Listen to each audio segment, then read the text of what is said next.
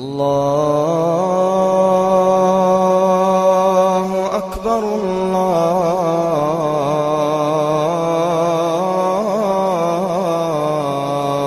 أكبر الله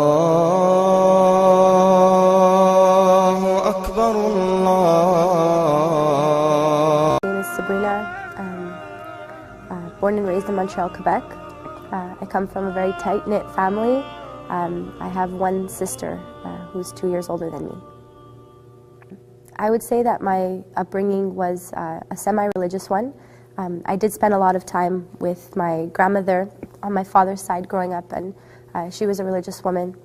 We used to go to church on Sundays, had catechism classes, so we did our, the baptism, the first communion, the confirmation, and prayed daily. So yes, I would say my upbringing was a semi-religious one. I do have a lot of memories from my childhood. Of course, like celebrating Christmas and Easter. There was always the Santa Claus and the Easter Bunny aspect of those holidays, and then you also have the more religious view of those holidays as well. And our family, we did celebrate the more religious views of those holidays. And I do have a lot of fond memories of, praying with my grandmother, praying for our relatives that have passed away, also praying the rosary as well. I would say that I did happily identify myself as a Catholic at the time. We did read the Bible, we learned it in church on weekends. But I would say that I identified myself as a Catholic quite happily. My relationship with Jesus, peace be upon him, as a Catholic was a pretty strong one at the time growing up. I would say that daily prayers were absolutely important. I couldn't go to sleep without praying that night, or else I would have like a guilty conscience. It just became like a habit that I had since as I grew up, even as I became a little bit more distant from the religion and didn't attend church every Sunday as I got older. But I did always pray. That is something that I always kept as a daily thing. My views of Islam prior to converting, I was a teenager, of course, at the time, so I didn't really have a lot of knowledge of different religions. I would just, the media did influence a lot of my opinion. I was quite ignorant to the religion and what it stood for, and what Islam really was. I just felt like it was something really foreign. Of course, I had all the misrepresentations of the religion. I did have a negative view towards it based on the media and all the events that had happened.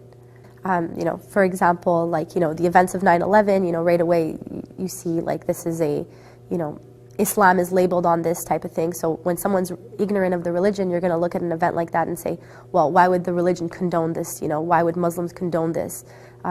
So for sure I did have a negative view, which was of course all misrepresented, but I did have a negative view of Islam prior, as a teenager.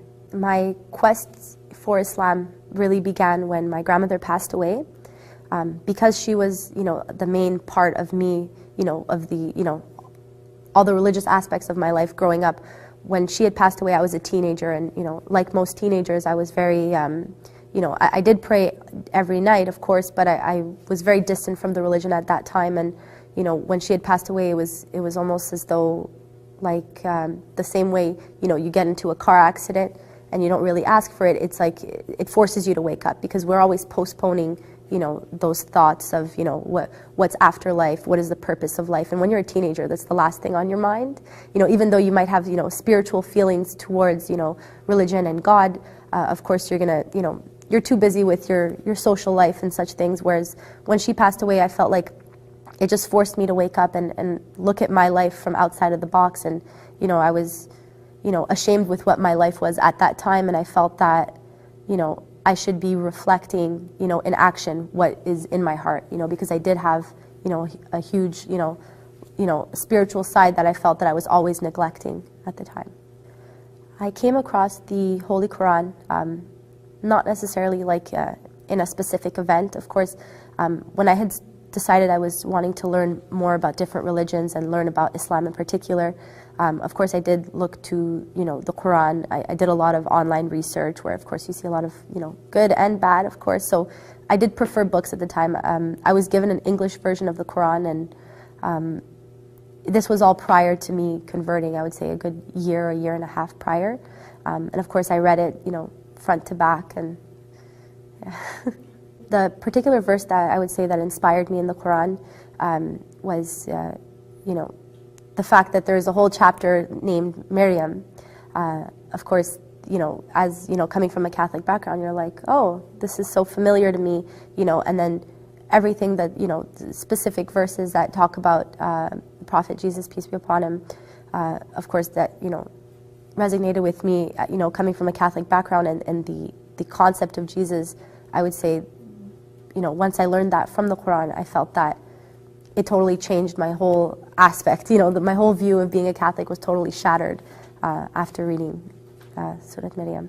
My view of hijab prior to learning about Islam, I would see Muslim women wearing it. I would assume that they were, either forced to wear it, or, that it was some sort of, written in stone rule that, it's like maybe they didn't want to wear it, but they felt that they had to as Muslims. So